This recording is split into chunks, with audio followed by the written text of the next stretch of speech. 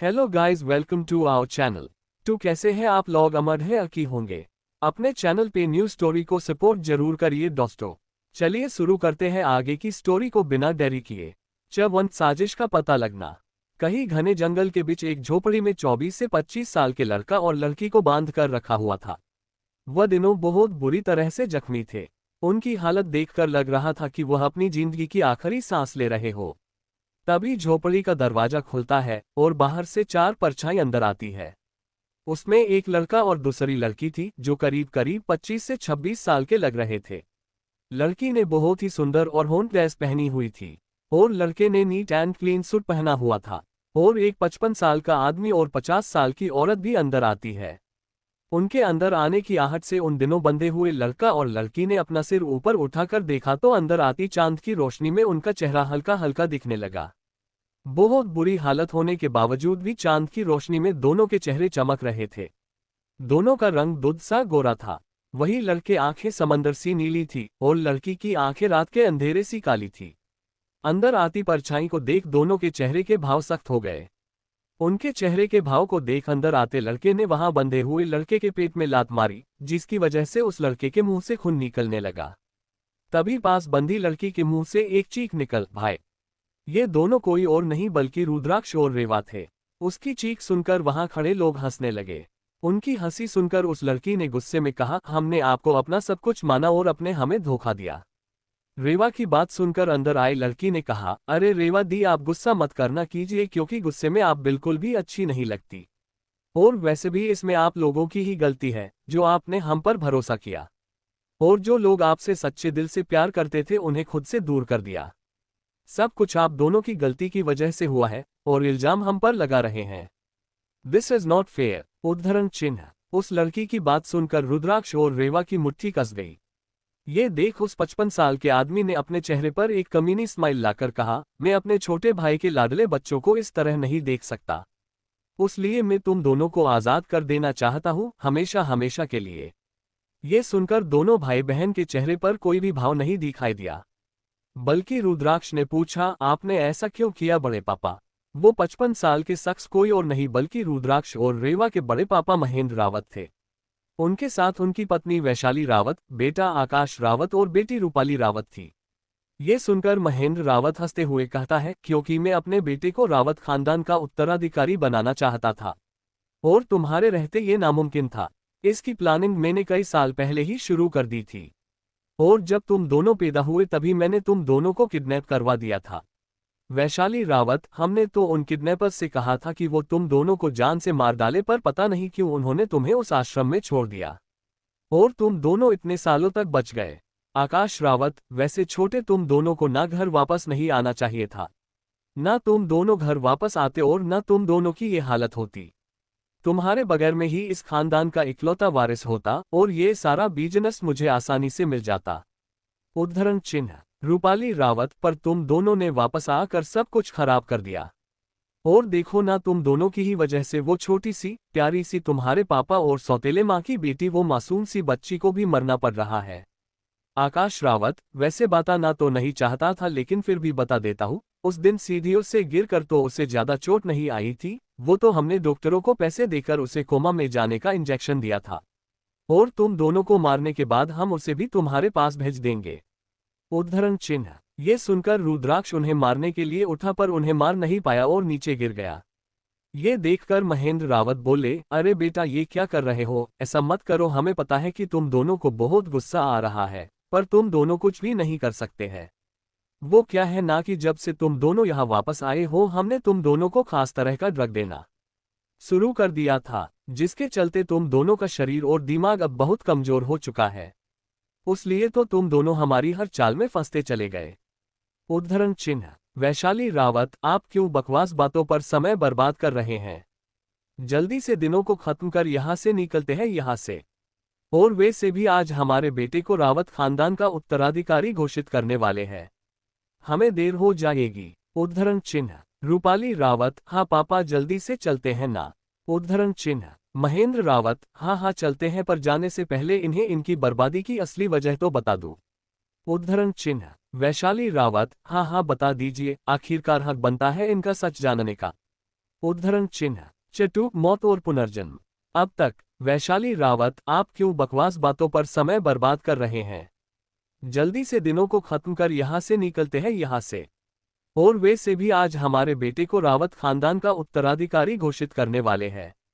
हमें देर हो जाएगी। उद्धरण चिन्ह। रूपाली रावत, हाँ पापा जल्दी से चलते हैं ना। उद्धरण चिन्ह। महेंद्र रावत, हाँ हाँ चलते हैं, पर जाने से पहले इन्हें इनकी बर्बादी की असली वजह तो बता दूं। उद्धरण चिन्ह। वैशाली रावत, हाँ हाँ बता दीजिए, आखिरकार हक बनता है इनका सच जानने का। उद्धरण चिन्ह। अब आगे। महेंद्र रावत, हाँ हाँ बता रहा हूँ, सुनो बच्चों, सच बात तो यह है कि मैं रावत खानदान का बड़ा बेटा था, फिर भी पिताजी ने मेरी जगह परिवार और बिजनेस की बागडोर तुम्हारे बाप को यानी कि मेरे छोटे भाई को दे दिया। सिर्फ इसलिए क्योंकि उनके नजरों में वो मेरे मुकाबले ज्यादा काबिल, अक्लमंद और नेक था। आखिर गलती क्या थी मेरी? सिर्फ इलीगल तरीके से कुछ पैसे ही तो निकाले थे मैंने, वो भी अपनी ही कंपनी से। इतना ही नहीं, उन्होंने मुझसे परिवार में फैसला लेने का हक भी छीन लिया। वैशाली रावत, और इतना ही नहीं, उस बुढ़े ने ऐसी व्हील बनाई कि अगर प्रताप इस बिजनेस को नहीं संभालना चाहता तो भी महेंद्र जी को कुछ नहीं मिलता। सब कुछ गवर्नमेंट को चला जाता या किसी ट्रस्ट को दान कर दिया जाता। उद्धरण चिन्ह। महेंद्र रावत, वो तो मां की जीन की वजह से मैं आज कंपनी में डायरेक्टर की पोजीशन पर हुई, वरना वो बुढ़ा तो मुझे कंपनी में कदम भी नहीं रखने देता।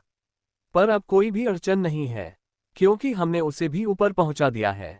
उद्धरण चिन्ह। ये सुनकर रेवा की आंखों से आंसू की एक बूंद गिर गई। ये देखकर रूपाली बोली, अरे रेवा दी, आप रो क्यों रही हो? अभी तो और जानना बाकी है, अपने आंसू संभाल कर रखिए। उद्धरण चिन्ह। आकाश रावत, तुम दोनों को शायद पता नहीं होगा ना, इसलिए मैं बता देता हूं कि उस बुढ़े के मर्डर का इल्जाम तुम्हारे पापा पर लगा है और बहुत जल्द उन्हें फांसी होने वाली है। और आपकी वो सौतेली माँ ये सब बर्दाश्त नहीं कर पाए और सदमे में चली गई है।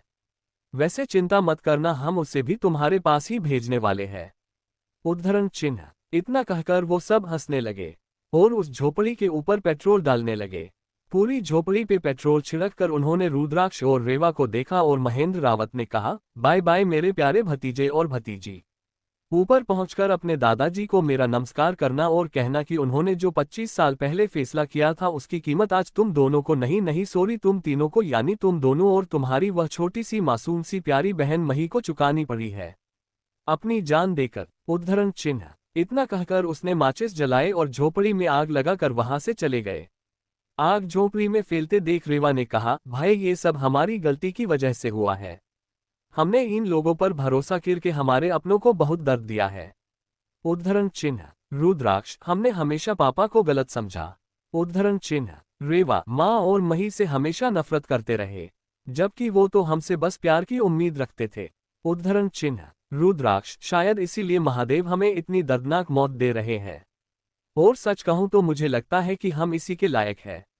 अगर महादेव ने हमें फिर एक मौका दिया तो हम अपनी सभी गलतियों को सुधारना चाहेंगे। उद्धरण चिन्ह। रेवा, हम भी, भाई। उद्धरण चिन्ह। इसी के साथ आग बहुत बढ़ जाती है और रेवा और रुद्राक्ष महादेव को याद करते करते अपनी आंखें बंद कर लेते हैं। दूर कहीं नर्मदा नदी के किनारे बसे किसी आश्रम के एक कमरे में एक लड़का और लड़की बेहोश पड़े थे। उन्हें बहुत तेज बुखार था। वो दवाई की वजह से गहरी नींद में सो रहे थे। वो कोई और नहीं बल्कि रुद्राक्ष और रेवा ही थे। कुछ देर बाद रुद्राक्ष ने अचानक से अपनी आंखें खोली, उसके सर पर पसीना था, जैसे कोई बहुत बुरे सपने से जगा हो। रुद्राक्ष अपना सिर पकड़ बोला, मेरे सर में इतना दर्द क्यों हो रहा है? और ये जगह आश्रम जैसी क्यों लग रही है? मैं तो वहां उस झोपड़ी में जल रहा था। उद्धरण चिन्ह। रुद्राक्ष ने चारों तरफ हैरानी से देखा तो उसके खुद को अपने आश्रम के पुराने कमरे में पाया। उसकी नजर बगल में सो रही रेवा पर गई और वो चौंक गया, क्योंकि रेवा सही सलामत वहां सो रही थी। उसने तुरंत जाकर रेवा को कसकर गले लगा लिया। उसकी आंखों से आंसू भी गिर रहे थे। रुद्राक्ष के गले लगाने से रेवा भी नींद से जागने लगी। रेवा के सिर में भी बहुत दर्द हो रहा था। उसने जैसे ही रुद्राक्ष को अपने सामने देखा तो वो उसे गले लगाकर रोने लगी। कुछ देर बाद रुद्राक्ष ने रेवा को चुप करवाया। तब तक शाम हो चुकी थी। इस वक्त रुद्राक्ष और रेवा उसी आश्रम में है जहां बचपन में किडनैपर्स ने उन दोनों को छोड़कर चले गए थे। तभी उन्हें शंखनाद सुनाई दिया। दरअसल ये आश्रम नर्मदा नदी के किनारे पर स्थित था। यहाँ हर रोज सुबह शाम नर्मदा आरती होती थी और आश्रम में रहने वाले सभी लोगों को इसमें शामिल होना होता है। ये उस आश्रम के कई नियमों में से एक है। रुद्राक्ष और रेवा पहले एक दूसरे को देखते हैं और फिर आरती के लिए बाहर आते हैं। आरती खत्म होने के बाद आश्रम के सभी लोग अपने अपने कार्य में लग जाते हैं, पर रुद्राक्ष और रेवा वहीं नदी के किनारे पर बैठ जाते हैं। कुछ देर तक दोनों में से कोई कुछ नहीं बोलता। अब तक उन्हें समझ आ गया था कि उनका पुनर्जन्म हुआ है। रेवा के आंखों में एक बार फिर से आंसू आ जाते हैं और वो रुद्राक्ष को गले लगा लेती है। रोते हुए ही रेवा रुद्राक्ष से कहती है, भाई उन्होंने सबको मार डाला। उद्धरण चिन्ह। रुद्राक्ष, सू सू सू चुप हो जाओ बुढ़िया, कोई नहीं मरा है अभी तक और कोई मरेगा भी नहीं। मैं हूं ना, सब ठीक कर दूंगा। मैं किसी को कुछ भी नहीं होने दूंगा। महादेव की सौगंध। उद्धरण चिन्ह उद्धरण चिन्ह। छतरी, दादाजी का आश्रम आना। अब तक आरती खत्म होने के बाद आश्रम के सभी लोग अपने अपने कार्य में लग जाते हैं, पर रुद्राक्ष और रेवा वहीं नदी के किनारे पर बैठ जाते हैं। कुछ देर तक दोनों में से कोई कुछ नहीं बोलता। अब तक उन्हें समझ आ गया था कि उनका पुनर्जन्म हुआ है। रेवा के आंखों में एक बार फिर से आंसू आ जाते हैं और वो रुद्राक्ष को गले लगा लेती है। रोते हुए ही रेवा रुद्राक्ष से कहती है, भाई उन्होंने सबको मार डाला। उद्धरण चिन्ह। रुद्राक्ष, सू सू सू चुप हो जाओ बुढ़िया, कोई नहीं मरा है अभी तक और कोई मरेगा भी नहीं।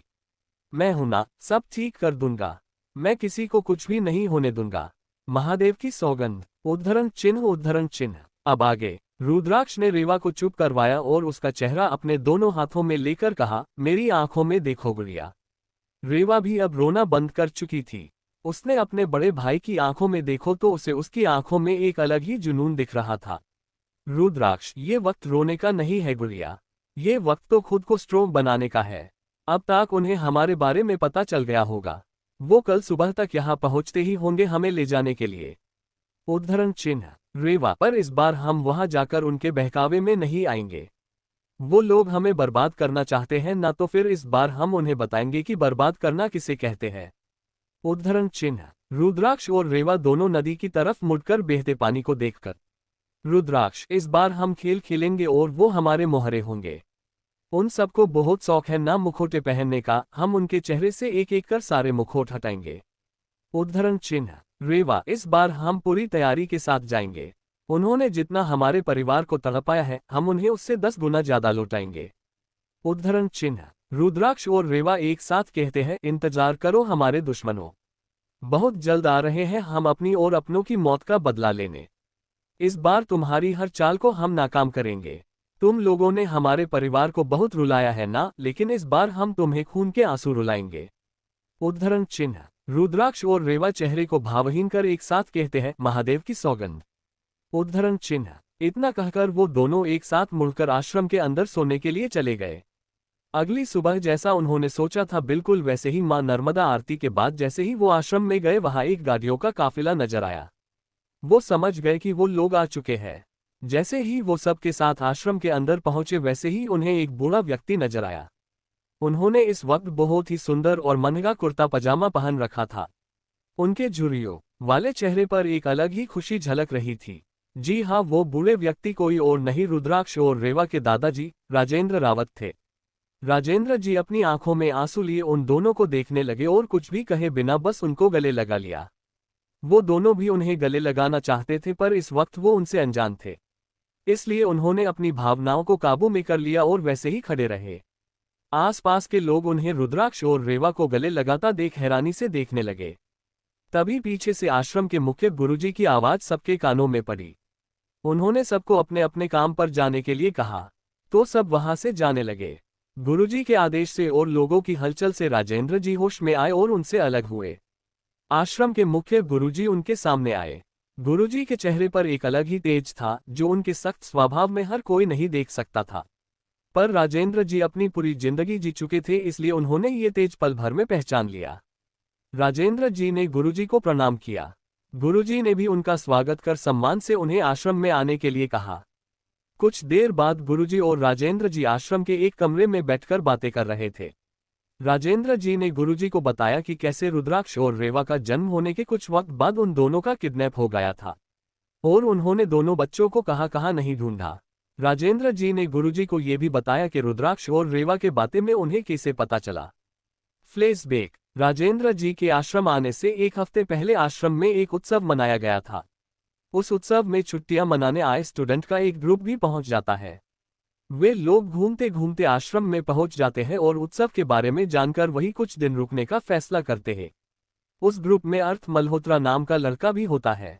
वो लोग जब रुके थे तो आश्रम की और आश्रम के लोगों की बहुत सारी तस्वीरें लेते हैं। उन्हीं तस्वीरों में कुछ तस्वीर रुद्राक्ष और रेवा की भी लेते ही और अपने घर वालों को भेजते हैं। दरअसल मल्होत्रा परिवार और रावत परिवार एक दूसरे को काफी वक्त से जानते थे, इसलिए वो तस्वीरें रावत परिवार के पास भी आ जाती है। रावत परिवार के पास वो तस्वीरें कैसे पहुंची और दोनों परिवारों के रिश्ते के बारे में कहानी आगे आएगा। रावत परिवार के लोग तस्वीरें देखकर तुरंत ही रेवा और रुद्राक्ष को पहचान जाते हैं, क्योंकि रेवा बिल्कुल अपने माँ के जैसी दिखती थी, बस उसकी आंखें अपने पिता के जैसी थी, रात के अंधेरे सी कली थी। वही रुद्राक्ष काफी हद तक अपने पिता की तरह दिखता था और उसकी आंखें बिल्कुल अपनी माँ की तरह समुंदर के पानी की तरह नीली और गहरी थी। उन्होंने ये बात अर्थ को बताई तब तक उत्सव पूरा हो चुका था और वो अपने दोस्तों के साथ निकलने वाला था। आश्रम में कुछ दिन रहते अर्थ और रुद्राक्ष की अच्छी दोस्ती हो गई थी और रेवा को तो वो अपनी बहन मानने लगा था। तो वापस जाते वक्त उसने रेवा के गले मिलते वक्त किसी को पता न चले वैसे उसके सर से एक बाल तोड़ लिया था और संभाल कर अपने साथ ले गया था। उसका डीएनए टेस्ट करके सबको कंफर्म हो गया कि वो उन्हीं के परिवार के बच्चे हैं। ओए अब वो उन्हें ले जाने आए हैं। Flashback and. उनकी बात सुनकर तो गुरुजी एक पल के लिए तो सोच में पड़ गए, पर फिर उन्होंने रुद्राक्ष और रेवा को ले जाने की इजाजत दे दी। गुरुजी ने रुद्राक्ष और रेवा को भी बताया कि वो उनके दादाजी ही उन्होंने तुम दोनों को बचपन में को दिया था और अब जाके तुम्हें पाया है, वो तुम्हें ये से ले जाने आए हैं। पिछले जन्म में ये बात सुनकर रुद्राक्ष के चेहरे पर तो कोई भाव नहीं आए, क्योंकि उसका चेहरा हमेशा से ही भावहीन होता था। पर रेवा तो लगी थी और आश्रम छोड़ के न जाने की जिद करे लगी थी। तब बहुत मुश्किल से उसे सबने मनाया था, पर इस बार बात कुछ और थी। इस बार भी रुद्राक्ष भावहीन खड़ा था और रेवा रो रही थी, पर किसी को इस बारे में पता नहीं चला सिवाय रुद्राक्ष के। रेवा को रोता देख उसने उसका पकड़ लिया। वो दोनों जाने के लिए मन गए। वो लोग आश्रम से सबका आशीर्वाद लेके निकल गए अपनी मंजिल की ओर, जहां उनके कुछ अपने तो उनके कुछ अपनों के भेष में छुपे दुश्मन उनका इंतजार कर रहे थे। चफोर रुद्राक्ष और रेवा का घर में स्वागत। आगे पूरे दिन के सफर के बाद गाड़ियां एक महल जैसे घर के अंदर जाने लगी। तब तक शाम हो चुकी थी। ढलते सूरज की लाल रोशनी में वो सफेद रंग का महल सोने की तरह चमक रहा था। उस महल के गेट पे सुंदर सी नेम प्लेट लगी थी जिसपे लिखा था रावत मैंशन। सभी गाड़ियां मैंशन के दरवाजे के पास आकर खड़ी हुई। गाड़ियों के रुकते ही एक नौकर ने आकर गाड़ी का दरवाजा खोला। उसमें से पहले दादाजी बाहर निकले, फिर रुद्राक्ष और रेवा भी इसी गाड़ी से बाहर निकले। बाहर निकलते ही उन्होंने देखा एक 35 से 40 साल की बहुत ही सुंदर औरत हल्की गुलाबी रंग की साड़ी पहने, हाथों में आरती की थाली और चेहरे पर मुस्कान लिए दरवाजे पर खड़ी थी। ये कोई और नहीं बल्कि कुसुम रावत थी और उनके पीछे हाथों में उनकी साड़ी के पल्लू की आड़ में एक 5 से 6 साल की लड़की खुद को छुपाने की कोशिश करते हुए रुद्राक्ष और रेवा को अपनी चोर नजरों से देखने की कोशिश कर रही थी। खासकर रेवा को। Fails back. घर आते वक्त दादाजी रुद्राक्ष और रेवा को परिवार में कौन कौन ही ये बता देते हैं। वो बताते ही कि उनके दादाजी यानी कि वो राजेंद्र रावत और दादी जी रुक्मणी रावत है। वही उनके बड़े पापा महेंद्र रावत उम्र 50 साल, उनकी पत्नी वैशाली रावत उम्र 45 साल, उनका बेटा यानी तुम्हारा कजिन भाई आकाश रावत उम्र 18 साल, उनकी बेटी रूपाली रावत उम्र 17 साल, उनकी बुआ मालिनी अग्रवाल उम्र 47 साल, फूफाजी केशव अग्रवाल उम्र 52 साल, उनकी बेटी ऋत्वी अग्रवाल उम्र 19 साल और बेटा विजय अग्रवाल उम्र 18 साल है। उनके पिता प्रताप रावत उम्र 45 साल है और मां का नाम महिमा रावत उम्र 45 साल है। वो ये भी बता देते ही कि उनके किडनैप होने के बाद उनकी मां ये सदमा बर्दाश्त न कर सकी और उनकी मौत हो गई। फिर उनके पिता ने कुछ सालों बाद दूसरी शादी की थी। उनकी छोटी मां का नाम कुसुम रावत उम्र 40 साल है और उनकी एक बेटी भी है जो कि अभी 6 साल की है। उसका नाम मही है। Flashback and. रुद्राक्ष और रेवा को कुसुम जी को बिना भाव के एक तक देखते देखकर दादाजी उन्हें होश में लाकर आगे बढ़ने को बोलते हैं। वो दोनों भी एक दूसरे का हाथ पकड़कर धीरे धीरे घर की सीढ़ियां चढ़ने लगते हैं और कुसुम जी के सामने आके खड़े हो जाते हैं।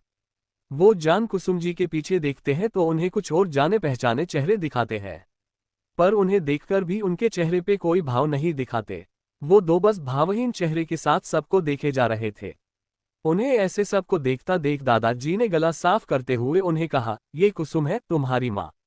तभी पीछे एक एक मीठी पर चापलूसी से भरी आवाज आए, लगाता है सौतेली कहना भूल गए दादाजी, ये कोई और नहीं बल्कि रूपाली थी। उसकी बात सुनकर दादाजी ने अपनी भोगे सिकोड़ ली। वही रुद्राक्ष और रेवा को देखा कर कुसुम जी जो मुस्कुरा रही थी वो मुस्कुराहट एकदम से फीकी पड़ गई। दादाजी के गुस्से को देखकर दादी जी रुक्मणी जी ने कहा, इतना गुस्सा क्यों कर रहे हैं आप? बच्ची ने जो कहा वो सही ही कहा है, इसमें छुपाने वाली तो कोई बात नहीं है कि महिमा की मौत के कुछ सालों बाद ही प्रताप इससे शादी इसे हमारे घर ले आया। माँ कहने बात चुप तो नहीं जाएगी ना? उद्धरण चिन्ह। रुक्मणी जी की बात सुनकर कुसुम का चेहरा रुआसा हो गया। उन्हें देखकर लग रहा था वो अभी ही रो देगी। मही को तो कुछ समझ में नहीं आ रहा था कि यह क्या हो रहा है। वो तो बस एक तक रेवा को ही देखे जा रही थी। रुद्राक्ष और रेवा के लिए ये नया नहीं था, पिछले जन्म में भी उनका स्वागत इसी हुआ था। पर तब उनको दादी की बात सुनकर लगा कि उनके पापा ने उनकी मां को धोखा दिया ही और उन्होंने कुसुम जी को एक नज़र देखे बिना ही घर के अंदर चले गए थे, जिससे कुसुम जी को बुरा भी बहुत लगा था। पर अब बात कुछ और थी। रुद्राक्ष और रेवा ने सबके असली चेहरे देख लिए थे और उन्हें अब ये भी पता चल गया था कि किसे उनकी सच में परवाह है और किसे नहीं। रुद्राक्ष और रेवा ने दादी जी के शब्दों को नजरअंदाज कर दिया और एक नज़र कुसुम जी को दिखकर दोनों की आंखों में एक पल के लिए चमक उतर आई, पर उन्होंने उसे छुपा लिया। कुछ देर बाद उन्होंने एक दूसरे को देखा और एक साथ झुककर कुसुम जी के पैर छू लिए।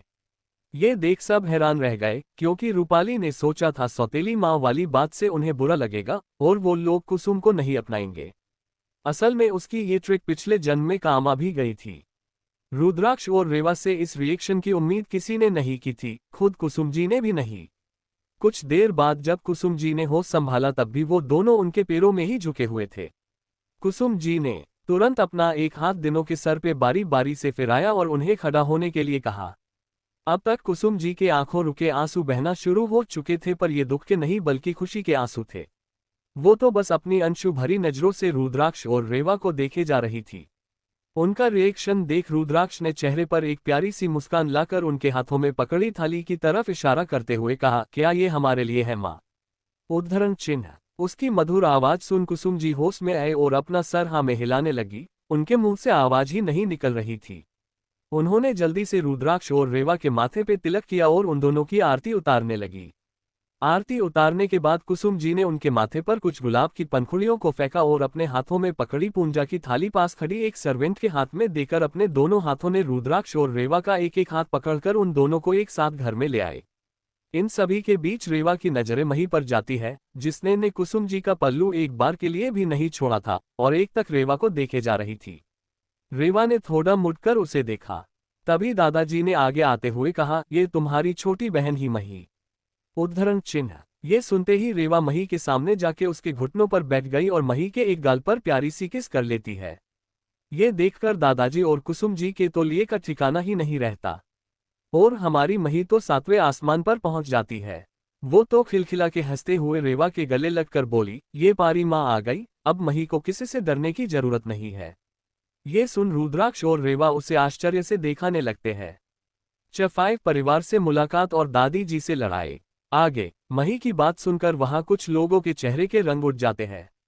तभी दादाजी ने बात को बदलते हुए कहा, तुम दोनों थक गए होंगे, पहले तुम दोनों अपने कमरे में जाके आराम कर लो, मैं रात के खाने पर तुम्हें सारे परिवार से मिलवाता हूँ, अभी सब यह नहीं है। उद्धरण चिन्ह। दादाजी की बात सुनकर रुद्राक्ष और रेवा अपना सर हाँ में हिलते हैं। उनके आने से पहले ही कुसुम जी ने उन दोनों का कमरा रेडी करवा दिया था। रुद्राक्ष और रेवा अपने अपने कमरे में चले गए। शाम को कुसुम जी आए और उन्हें डिनर के लिए बुला के चली गई। रात के वक्त सभी डाइनिंग टेबल पर बैठे थे। कुसुम जी ने रुद्राक्ष और रेवा को भी बता दिया था, पर वो दोनों अब तक आए नहीं थे। बाकी लोग उनका इंतजार कर रहे थे। ये देख रुक्मणी जी ने कहा, कुसुम तुमने उन दोनों को बता तो दिया था न कि उन्हें 8 बजे डिनर के लिए आ जाना है। उद्धरण चिन्ह। कुसुम जी माँ जी मैंने उनसे कहा था वो दोनों 8 आए होंगे। आज उनका घर में पहला दिन है तो शायद थोड़ा लेट हो गए होंगे। उद्धरण चिन्ह। वैशाली अब बस भी करो कुसुम, उन्हें आए एक दिन भी नहीं हुआ और तुम उनकी माँ बनकर उनकी पैरवी कर रही हो। सौतेली हो सौतेली की तरह रहो ना। बोलते बोलते वो रुक गई जब सबके कानों में किसी के पायल की आवाज सुनाई दी। उन सबने सर उठा के देखा तो रुद्राक्ष डाइनिंग टेबल के थोड़ा दूर खड़ा था। और रेवा सीढ़ियों से उतर कर नीचे आ रही थी। वो दोनों साथ में आकर कुसुम जी और मही के पास आकर बैठ गए। रुद्राक्ष ने एक नज़र सबको देखा और फिर वैशाली की तरफ देखकर कहा, आप हमारी माँ से कुछ कह रही थी, आपने बात अधूरी क्यों छोड़ दी, पूरी क्यों नहीं करती? उद्धरण चिन्ह। रुद्राक्ष के इतना कहते ही डाइनिंग टेबल पर एक ओलवार साइलेंस फैल गया। दादाजी ने माहौल की गंभीरता को समझते हुए कहा, रुद्राक्ष रेवा तुम दोनों अब तक सबसे मिले नहीं ना, मैं तुम्हारा सबसे परिचय करवाया हूँ। ये कहते हुए उन्होंने रुक्मणी जी की तरफ इशारा करते हुए कहा, ये तुम्हारी दादी जी है। ये सुन दोनों ने उन्हें नमस्ते किया। दादी जी के बारे में। दरअसल रुक्मणी जी एक घमंडी और लालची किस्म की औरत थी। वो गरीबों को अपने आगे कुछ भी नहीं समझती थी और उनकी बेटी भी उन्हीं की तरह थी। पर राजेंद्र जी बहुत ही सरल और सख्त इंसान थे। रुक्मणी जी की राजेंद्र जी और उनके छोटे बेटे प्रताप के आगे बहुत ही काम चलती थी। रुक्मणी जी का कुसुम को पसंद ना करने की बस एक ही वजह थी कि वो एक अनाथ थी और प्रताप ने किसी को भी बिना बताए उससे शादी करके उसे घर ले आया था। इतना ही नहीं, वो तो महिमा जी को भी इतना पसंद नहीं करती थी, क्योंकि उस वक्त वो प्रताप की शादी अपनी ही एक सहेली की बेटी से करवाना चाहती थी। पर प्रताप ने उन्हें साफ इनकार कर दिया और मौके का फायदा उठाकर राजेंद्र जी ने प्रताप की शादी अपने खास दोस्त राजेश मल्लिक, जो कि अपने समय के एक आर्मी के कमांडर हुआ करते थे, उनकी एकलौती बेटी महिमा से करवा दी थी। इसलिए उन्होंने महिमा को भी कभी पसंद नहीं किया। पर राजेंद्र जी और प्रताप के सामने वो कुछ नहीं कर सकती थी। रुक्मणी जी अपनी इसी जलन और गुस्से के चलते उन्हें अब प्रताप को भी नापसंद करती थी। इतना ही नहीं, वो तो मही को भी पसंद नहीं करती थी और उसके साथ अछूतों वाला व्यवहार करती थी और उसे कभी कभी मरती भी थी। इस वजह से मही उनके सामने जाने से भी डरती थी। वैसे तो उन्हें रुद्राक्ष और रेवा भी कुछ खास पसंद नहीं आए थे। किस तरह की दादी ही यार ये बहू पसंद नहीं, ये समझ में आता है। इंडिया में 90% सास को बहुएं पसंद नहीं है, पर बेटे के बच्चों से तो प्यार करती ही हैं। खैर हमें क्या, हम अपनी खानी पर फोकस करते हैं। Closing curly bracket. दादाजी ने बारी बारी से बाकी सबकी तरफ इशारा करते हुए कहा, ये तुम्हारे बड़े पापा महेंद्र रावत है, उनके बगल में तुम्हारी बड़ी माँ वैशाली रावत, वो तुम्हारा बड़ा भाई आकाश रावत और वो तुम्हारी बहन रूपाली रावत। रुद्राक्ष और रेवा ने बाकी सबको भी नमस्ते किया। महेंद्र रावत एक बहुत ही लालची किस्म के इंसान थे। वो अपने छोटे भाई से काफी जलते भी थे, क्योंकि उनकी एक गलती की वजह से उन्होंने सारा बिजनेस अपने छोटे बेटे को दे दिया था। वो अपनी ही कंपनी में एक डायरेक्टर की पोजीशन पर काम करते थे, पर वहां भी वो फंड्स की चोरी करते थे। वैशाली रावत एक चालबाज औरत थी। इतना ही नहीं, उन्हें अपने रावत खानदान की बड़ी बहू होने का काफी घमंड भी था। वो हमेशा ही अपनी सहेलियों में अपने रावत खानदान की बड़ी बहू होने का शो ऑफ करती थी। पर सच तो ये था कि वो सिर्फ नाम के लिए बड़ी बहू है। बाकी सारी जिम्मेदारी पर हक तो कुसुम के पास है, वो भी दादाजी की वजह से।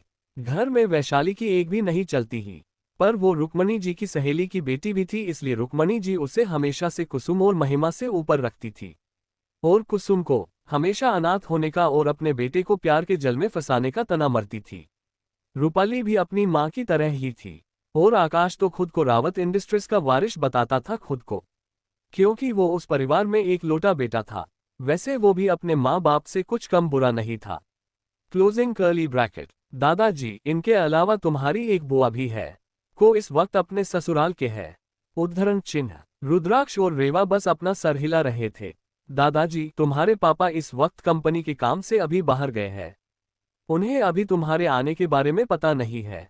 कुसुम जी, मैं तो ये सोच रही हूँ पापा कि क्यों ना हम उनको रुद्राक्ष और रेवा के बारे में एक सरप्राइज दे। क्या कहते हैं आप लोग? उद्धरण चिन्ह। रुद्राक्ष, जैसा आप चाहे माँ। उद्धरण चिन्ह। तब तक टेबल पे ढेर सारा खाना सजा दिया गया था। कुसुम जी सभी को खाना परोसती है, वो रुद्राक्ष और रेवा को भी खाना परोसती है। कुसुम जी, वैसे मुझे तुम दोनों की पसंद के बारे में ज्यादा पता नहीं ही, इसलिए मैंने अपने हिसाब से कुछ चीज बनाई है। आई होप कि तुम दोनों को पसंद आएगा। उद्धरण चिन्ह। रेवा खीर का पहला बाइट लेते ही आंखें बंद कर लेती है और रुद्राक्ष को भी खीर खाने का इशारा करती है। ये देख के रुद्राक्ष भी खीर खाता है। दोनों एक दूसरे की आंखों में देखते हुए एक साथ सामने रखा खीर का बाउल उठा लेते हैं। इनकी ये हरकत देखकर दादी जी गुस्से में कहती है, ये क्या कर रहे हो तुम दोनों? क्या तुम्हें पता नहीं कि डाइनिंग टेबल पर कैसे बिहेव करना चाहिए? दादी की आवाज सुन रेवा के हाथ से बाउल छूट गया, पर रुद्राक्ष ने संभाल लिया। वो दोनों दादी को असमंजस में देखने लगे। रूपाली, छोड़िए ना दादी, ये दोनों जंगल के एक आश्रम से आए हैं। उन्होंने कभी अच्छा खाना देखा नहीं होगा, खाने की तो बात ही दूर है, इसलिए उनसे ये हो गया। अब माफ भी कर दीजिए इन्हें, ये पहला दिन है। हम आपसे वादा करते हैं कि हम इन्हें सारे मेनास सिखा देंगे। उद्धरण चिन्ह। अगर कोई बेवकूफ ये सुनता तो उससे लगता कि रूपाली उनकी पैरवी कर रही है, उन्हें दादी के गुस्से से बचाने के लिए। लेकिन रुद्राक्ष और रेवा जानते थे कि उसके कहने का क्या मतलब है। कुछ देर बाद वो उन दोनों को ऑर्डर देने के लहजे में बोलती है, दादी माँ से माफी मांगो, चलो वो तुम दोनों को माफ कर देगी तुम्हारी इस बदतमीजी के लिए। रुद्राक्ष भावहीन चेहरे के साथ उसे देखते हुए, हम भी वजह माफी क्यों मांगे? और पहले तो एक बात बताओ, है दादी जी के साथ बदतमीजी की कब? उद्धरण चिन्ह। रुद्राक्ष की बात सुन वहां चारों ओर शांति छा जाती है। दादी जी गुस्से से उन दोनों को देखने लगती है जिससे उन्हें कच्चा ही खा जाएंगी। चसिक्स रुद्राक्ष और रेवा का सबको उल्टा जवाब। आगे रेवा एक प्यारी सी स्माइल के साथ रूपाली को देखते हुए कहती है, खीर हम दोनों की फेवरेट है। आश्रम में जब भी खीर बनती थी हम दोनों पतीला लेके ऐसे ही एक दूसरे से छीन के खाने की कोशिश करते हुए पूरे आश्रम में भागते थे, और कई बार तो लोगों से टकरा भी जाते थे। फिर भी हमें तो कोई कुछ नहीं बोलता था, मगर ये तो हमने सिर्फ बाउल को हाथ लगाया, इतने में ही आप भड़क गई। उद्धरण चिन्ह। रुक्मणी जी, ये क्या तरीका है रूपाली से बात करने का? वो तुमसे बड़ी है, माफी मांगो रूपाली से इसी वक्त। उद्धरण चिन्ह। कुसुम जी, माँ माना कि रूपाली रुद्राक्ष और रेवा से बड़ी है, लेकिन सिर्फ 3 महीने ही बड़ी है, इसलिए उसे हमारे बच्चों से ऐसे बात नहीं करनी थी। वैशाली, लो तो अब एक अनाथ हमारे बच्चों को मैनर्स बताएंगी कि हमें बच्चों को किसके सामने कैसे बात करनी है। उद्धरण चिन्ह। रुद्राक्ष, रेवा ने सच कहा है दादी माँ, और हमारे गुरुजी ने बताया है कि सच बोलने के लिए कभी भी माफी नहीं मांगनी चाहिए, चाहे सामने कोई भी क्यों ना हो। फिर रूपाली और वैशाली को देखते हुए, वैसे भी माफी तो इनको मांगनी चाहिए हमसे, क्योंकि थोड़ी देर पहले इन्होंने ही हमें जंगल से आया हुआ कहकर हमारा मजाक उड़ाया था। उद्धरण चिन्ह। रुक्मणी जी, वो तुम दोनों से माफी क्यों मांगे? तुम दोनों जंगल से आए हो, वहां पर खाने के लिए इसे जंगली पान चलता होगा, यह नहीं। ये रावत मेंशन है, ये के तौर तरीके अलग है। रूपाली ने बिल्कुल सही कहा है, तुम दोनों को मैनर्स बिल्कुल नहीं आते। उद्धरण चिन्ह। इतना कह वो वैशाली जी की तरफ देखकर कहती है, वैशाली हम चाहते हैं कि तुम इन दोनों को हमारे हाई सोसाइटी के सारे मैनर्स सिखाओ, ताकि ये हमारी है सोसाइटी में घुल मिल सके। वैसे मुझे इनसे ज्यादा उम्मीद तो नहीं है, पर फिर भी मैं नहीं चाहती कि इन जंगली बच्चों की वजह से हमारे परिवार की लोगों के सामने बेइज्जती हो। रेवा, फिर तो मेरा सजेशन ही कि आप बची हुई उम्मीद भी छोड़ ही दे दादी माँ, क्योंकि हमें नहीं लगता कि हमें किसी ऐसे से मैनर्स सीखने की जरूरत है जो हमारे सामने ही हमारी माँ की बेइज्जती कर रही हो। उद्धरण चिन्ह। रुद्राक्ष, वैसे भी हम अपने आश्रम के दिए हुए संस्कारों के साथ खुश है, हमें आपके मैनर्स की कोई भी जरूरत नहीं है, और हमें अगर किसी चीज की जरूरत होगी तो वो हम अपने माता पिता से मांगेंगे, ना कि किसी दूसरे से। ये सुनकर महेंद्र जी, जो अब तक खामोश थे, उन्होंने रुद्राक्ष और रेवा की तरफ एक नकली स्माइल लेकर कहा, हम कोई गैर नहीं है बच्चों, हम तुम्हारे बड़े पापा और बड़ी माँ हैं। हमरा तुम पर हक बनता है, और तुम्हारी बड़ी माँ होने के नाते वैशाली जी बस तुम्हें सही गलत का फर्क करना ही सिखाना चाहती है, ताकि कोई तुम्हारी मासूमियत का फायदा न उठा सके। और कुसुम जी को देखकर एक न दिखने वाली कुटिल मुस्कान के साथ कहता है, तुम्हें नहीं पता बेटा, पर कुछ लोग अपने चेहरे पर प्यार का मुखौटा लगाकर पीठ पीछे खंजर भी मार सकते हैं। उद्धरण चिन्ह। रुद्राक्ष, उसकी चिंता आप मत कीजिए बड़े पापा, हम भले ही आश्रम में पले पड़े हो, लेकिन 2 चेहरे वाले लोगों को पहचानना अच्छी तरह से जानते हैं, तो आप इस मामले में निश्चिंत रहे। हम अपनी तरफ आने वाले हर खंजर का रुख मोड़ना जानते हैं। उद्धरण चिन्ह। रेवा सबको इग्नोर कर कुसुम जी से, वैसे माँ आपने कहा था पापा को हमारे आने के बारे में अभी तक पता नहीं है, तो वो कब वापस आएंगे? हम उनसे मिलना चाहते हैं। कुसुम जी, हाँ उन्हें तुम्हारे आने के बारे में पता नहीं है, पर मैंने उन्हें जल्दी घर वापस आने के लिए बोल दिया है, वो शायद 2 या 3 दोनों में वापस आ जाएंगे। उद्धरण चिन्ह। रेवा, ठीक है, हम तब तक इंतजार करेंगे, और जैसा आपने कहा था वैसे ही हमारे आने का उन्हें सरप्राइज देंगे। कुसुम जी हाँ में अपना सर हिला देती है, और फिर सब चुपचाप खाना खाने लगते हैं। मही की नजरें खाना खाते वक्त भी रेवा पर ही टिकी हुई थी। ये नोटिस कर रुद्राक्ष को अपनी दोनों लाइफ में पहली बार रेवा से जलन महसूस होती है कि उसकी छोटी गुड़िया सिर्फ रेवा को देख रही थी, उसने उसे एक नज़र भी नहीं देखा। वो कुछ कहने वाला था कि तभी उसके कानों में आकाश की आवाज आए। आकाश, रुद्राक्ष, मुझे तुमसे कुछ पूछना था, क्या पूछ सकता हूँ? उद्धरण चिन्ह। रुद्राक्ष, अगर आप कुछ पूछना चाहते ही तो पूछिए ना, इसमें परमिशन लेने वाली तो कोई बात नहीं है। हम आज ही आए हैं तो जाहिर सी बात है कि आप हमारे बारे में जानना चाहते होंगे। आकाश, वैसे ये अभी इतना जरूरी भी नहीं है, पर क्या है ना, तुम दोनों की एज के अकॉर्डिंग इस साल तुम्हारा कॉलेज में एडमिशन करना होगा। और इस साल के कॉलेज के स्टार्ट होने में बस एक हफ्ता ही बाकी रह गया है। सभी कॉलेज में एडमिशन प्रोसेस हो चुकी है, पर हम चाहते हैं कि तुम दोनों उसी कॉलेज में एडमिशन लो जहां मैं और रूपाली जाते हैं, ताकि हम तुम दोनों के साथ रहकर तुम्हें प्रोटेक्ट कर सके। तुम्हारा इस बारे में क्या ख्याल है? रूपाली, वेल, तुम दोनों ने कहाँ तक पढ़ाई की है? एक्चुअली हमें पता चल ही कि जहाँ पर वो आश्रम था वहाँ आसपास कोई भी स्कूल नहीं है, तो बस पूछना चाहती थी। अगर तुम लोगों ज्यादा कुछ नहीं भी आता तो कोई बात नहीं, मैं तो तुम्हारे साथ इस साल से ही कॉलेज ज्वाइन कर रही हूँ। मैं तुम्हारी पढ़ाई में मदद कर दूंगी। राजेंद्र जी, भाई रूपाली, अगर तुम इनकी पढ़ाई में मदद करेगी तो इसका तुम्हारी पढ़ाई पर असर होगा। अगर इन्हें कुछ नहीं आता होगा तो हम बाहर से इनके लिए एक टीचर अपॉइंट कर देंगे। उद्धरण चिन्ह। वैसे टी रूपाली अपनी बातों से ये जताना चाहती थी कि उसे रुद्राक्ष और रेवा की कितनी चिंता है, पर रेवा उसके बात की सच्चाई जान जाती है कि वो बस ये जताना चाहती थी कि इन दोनों को कुछ भी नहीं आता ही वो दोनों गवार है। रेवा, इसकी कोई जरूरत नहीं है दादाजी।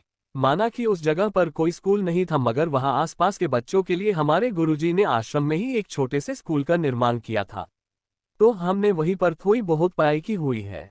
और वैसे भी हम इतने भी गवार नहीं है जितना हमें सब समझ रहे हैं। उद्धरण चिन्ह। रेवा ने आखिरी लाइन रूपाली को देखकर बोली थी, जो देख रूपाली बस थोड़ा सा मुस्कुरा देती है। रुद्राक्ष, और रही बात कॉलेज में एडमिशन की तो वो हमारे पापा आने के बाद देखेंगे उन्हें हमें कहाँ पढ़ना है। उद्धरण चिन्ह। अब तक सबका खाना कंप्लीट हो गया था, सब वहां से अपने अपने कमरे में जाने लगे, तभी रुद्राक्ष की नजर मही पर गई, जो रेवा के पास जाके उसका दुपट्टा पकड़े हुए सीढ़ियां चढ़ने वाली थी। ये देख रुद्राक्ष ने जल्दी से उसे गोद में उठा लेता है। वैसे भी पिछले जन्म में जब से मही सीढ़ियों से गिरी थी, उसे अब मही की सीढ़ियां चढ़ने से बहुत डर लगने लगा था। उसका बस चले तो वो रावत मेंशन की सारी सीढ़ियां ही निकल कर फेंक दे, पर यह नामुमकिन था, इसलिए वो मही को अपनी गोद में उठा लेता है। ये देख मही मुंह फुलाकर नाराजगी से रुद्राक्ष को देखेकर कहती है, अपने मही को गोद में क्यों उठाया है? मही को आज अपनी पारी माँ के साथ सोना है। उद्धरण चिन्ह। 7 महिमा जी का कमरा। आगे। कुसुम जी, मही, मैंने कहा था ना आपको कि ये आपकी परी माँ नहीं है, बल्कि ये दोनों आपकी परी माँ के बच्चे हैं, और आपके बड़े भाई और दीदी है, तो आप उन्हें दीदी कहे। उद्धरण चिन्ह। मही, पर माँ, ये बिल्कुल परी माँ के जैसी दिखती है, बस आंखें पापा के जैसी, पर इन भाई की आंखें परी माँ के जैसी है। उद्धरण चिन्ह। रुद्राक्ष और रेवा कन्फ्यूजन से उन दोनों को देखने लगते हैं। अब घर के बाकी सब लोग अपने अपने कमरे में जा चुके थे, इसलिए वहां पर सिर्फ वो चारों ही बचे थे। उन दोनों को कन्फ्यूजन से देखता देख कुसुम जी कहती है, तुम दोनों मेरे साथ चलो। उद्धरण चिन्ह। रुद्राक्ष और रेवा उनके साथ जाने लगे। मही अभी भी रुद्राक्ष की गोद में थी। मही, क्या आप मेरे वही बड़े भाई और दीदी हो जो मेरे लिए चॉकलेट से बना हुआ घर बनाने के लिए गए थे? पर माँ ने तो कहा था कि जब आप दोनों वापस आओगे तो मेरे लिए ढेर सारे गिफ्ट और चॉकलेट लाओगे, लेकिन आप तो मही के लिए कुछ भी नहीं लाए। मही आपसे बात नहीं करेगी कट्टी। इतना कहकर मही रुद्राक्ष से मुंह फुला कर दूसरी तरफ देखने लगी। रुद्राक्ष, अरे आप हमसे नाराज न होइए प्रिंसेस, वो क्या है ना, हम बहुत जल्दी आ गए घर, इसलिए आपके चिकलेट के घर का काम अभी पूरा नहीं हुआ है, और गिफ्ट इतने ज्यादा थे कि हम वो साथ नहीं ला पाए, पर सुबह तक आपके सारे गिफ्ट आपको मिल जाएंगे। उद्धरण चिन्ह। इतना सुनते ही मही के चेहरे पर एक प्यारी सी स्माइल आ गई, और उसने रुद्राक्ष के गला पर किस कर दिया और कहा, आप बहुत प्यारे भाई हैं। रेवा ने उसे पलट कर देखा और कहा, क्या दीदी प्यारी नहीं है? उद्धरण चिन्ह। मही, मेरी दीदी भी बहुत प्यारी है। ये कहकर उसने रेवा के गालों पर भी एक किस कर दी। इन सब बातों के बीच वो लोग एक कमरे के बाहर पहुंच गए। कुसुम जी ने कमरे का दरवाजा खोला और अंदर चली गई। उनके पीछे तीनों भाई बहन भी अंदर चले गए। अंदर जाते ही मही बोली, भाई आपको पता है ये ना हमारी परी माँ का कमरा है। उद्धरण चिन्ह। रुद्राक्ष और रेवा ने अंदर आके देखा तो कमरा बहुत साफ सुथरा था, जैसे हर रोज इसकी सफाई होती हो। कमरे की एक दीवार पे एक बड़ी सी तस्वीर थी, उसमें जो लड़की थी वो बिल्कुल रेवा के जैसी लग रही थी। फर्क सिर्फ इतना था कि रेवा 17 साल की थी और वो लड़की 23 से 24 की थी, पर उसकी आंखें बिल्कुल रुद्राक्ष जैसी थी। उस तस्वीर पे हार चढ़ा हुआ था। दोनों भाई बहन तस्वीर के सामने आके उस तस्वीर को गौर से देखने लगते हैं।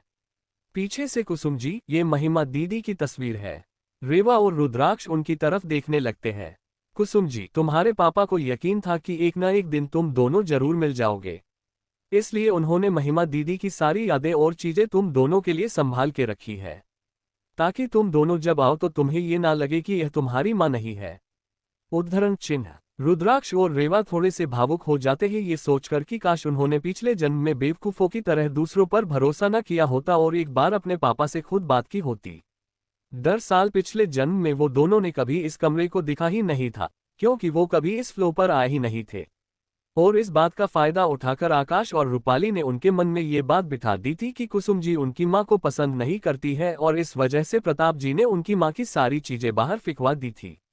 ये तक कि पूरी हवेली में उनकी एक फोटो भी नहीं रखी। पर सच तो ये ही कि रुक्मणी जी के ऑर्डर से पूरे रावत मेंशन में महिमा का कोई जिक्र भी नहीं करता। पर थर्ड फ्लोर पर यह पॉसिबल नहीं है, क्योंकि ये फ्लो पूरा का पूरा प्रताप जी और उनके बच्चों का है।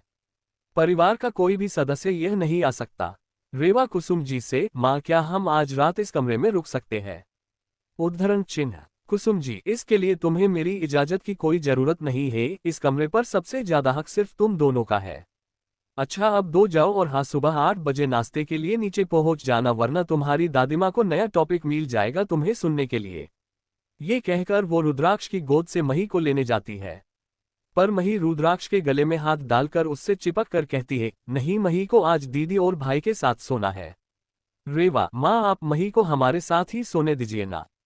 और जैसा कि आपने कहा इस कमरे पर सबसे ज्यादा हक हमारा है, उतना ही हक मही का भी है, क्योंकि यह उसकी भी परी माँ का कमरा है। कुसुम जी मुस्कुराए हुए, ठीक है जैसा तुम लोग चाहो। अगर रात को कुछ भी चाहिए तो मेरा कमरा बगल वाला है, तुम लोग मुझे जगा देना। ये कहकर वो तीनों के माथे पर बारी बारी से किस करती ही और गुड नाइट बोलकर चली जाती है। कुसुम जी के जाने के बाद रेवा मही से कहती है, चलो प्रिंसेस हम पहले फ्रेश होकर आते हैं। ये कहा वह तीनों अपने अपने कमरे में फ्रेश होने के लिए चले जाते हैं। कमरे में जाते वक्त रुद्राक्ष रेवा को कुछ इशारा करता है। रेवा भी उसका इशारा समझकर उसके साथ उसके कमरे में चली जात है। कमरे में जाने के बाद रुद्राक्ष किसी को फोन करता है। सामने की तरफ से फोन रिसीव होने के बाद रेवा और रुद्राक्ष कुछ इंस्ट्रक्शन उस आदमी को देते हैं और कॉल कट कर देते हैं। फिर सेवा अपने कमरे में फ्रेश होने के लिए चली जाती है। फ्रेश होने के बाद वह दोनों मही के साथ महिमा जी के कमरे में जाकर सो जाते हैं। अगली सुबह रेवा और रुद्राक्ष हमेशा की तरह सूरज उगने से पहले उठ जाते हैं। उन्हें अपने पिछले जन्म की वजह से पता था कि घर में एक महादेव का मंदिर है, पर पिछले जन्म में उन्हें उससे मंदिर में रुक्मणी जी ने कभी भी जाने नहीं दिया था। और उन्हें ये भी पता था कि माही और कुसुम जी को भी उसे मंदिर में जाने की इजाजत नहीं थी, क्योंकि रुक्मणी जी उन्हें पसंद नहीं करती थी। उन चारों को सिर्फ तब मंदिर में जाने दिया जाता था जब राजेंद्र जी या प्रताप घर में हो। पर इस बार रुद्राक्ष और रेवा सब कुछ बदलने वाले थे। वह जल्दी से तैयार होकर नीचे मंदिर में पहुंचे। अब तक घर में कोई भी नहीं जागा था, इसलिए उन्होंने पहले महादेव की पूजा की।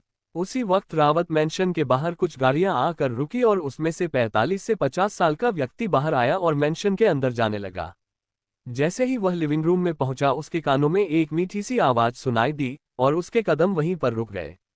वह आवाज किसी और की नहीं, रीवा की थी जो आरती गा रही थी। चैट प्रताप रावत से मिलना। आगे मंदिर से आते आवाज को सुन प्रताप जी के कदम खुद ब खुद मंदिर की तरफ बढ़ जाते हैं। वही कुसुम जी जो अपने कमरे में तैयार हो रही थी वह भी नीचे आ जाती है और मंदिर की तरफ चली जाती है।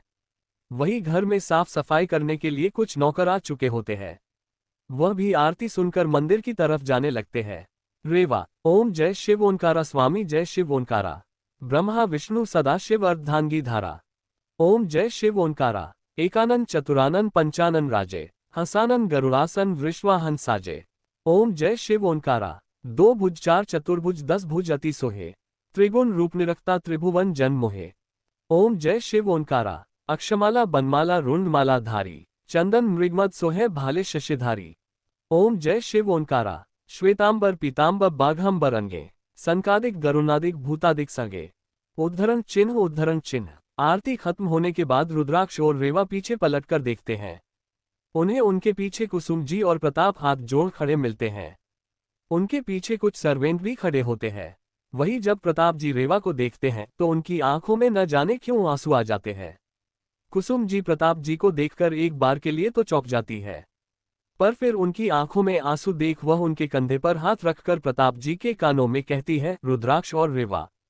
अब तक रुद्राक्ष और रेवा भी प्रताप जी के सामने आकर खड़े हो जाते हैं। इस वक्त रेवा ने एक हल्के गुलाबी रंग का अनारकली सूट पहना था और दुपट्टे को अपने सर पर ओढ़ रखा था। उसने कानों में सुंदर से झुमके पहने थे, हाथों में चूड़ियां, पैरों में पायल, माथे पर बदी और आंखों में काजल लगाया हुआ था। सच कह तो रेवा इस वक्त बिल्कुल महिमा जी की तरह दिख रही थी। रेवा के हाथ में इस वक्त आरती की थाली थी और रुद्राक्ष के हाथ में प्रसाद की थाली थी। रेवा ने प्रतापजी के माथे पर तिलक किया और आरती की थाली उनके आगे कर दी। प्रतापजी ने आरती ली। दोनों ने एक साथ उनके पैर छूने के लिए झुके तो प्रताप जी ने उन्हें रुककर गले से लगा लिया। उन्हें गले से लगते ही रेवा और रुद्राक्ष की आंखों में भी आंसू आ गए। वह थोड़ी देर के लिए ऐसे ही एक दूसरे को गले लगाकर खड़े रहे, कोई किसी को छोड़ना नहीं चाहता था।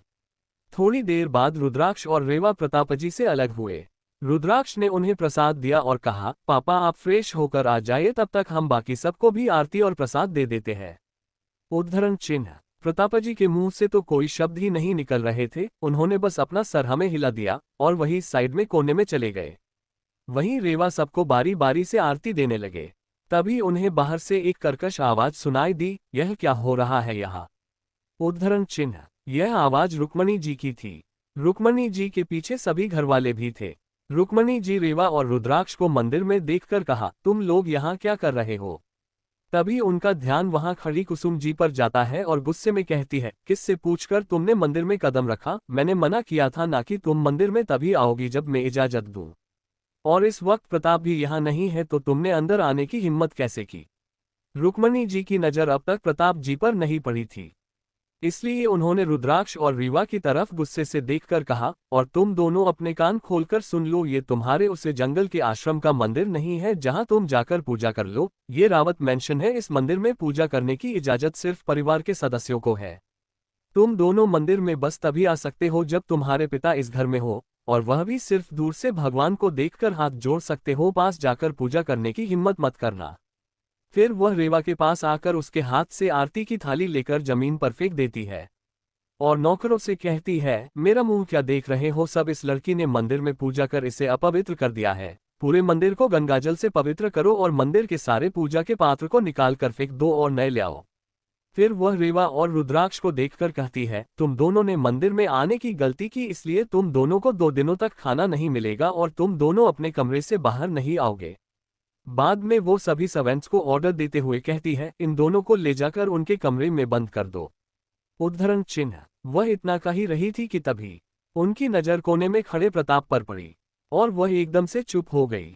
जब उन्होंने प्रताप की आंखों में देखा तो वह गुस्से से लाल थी।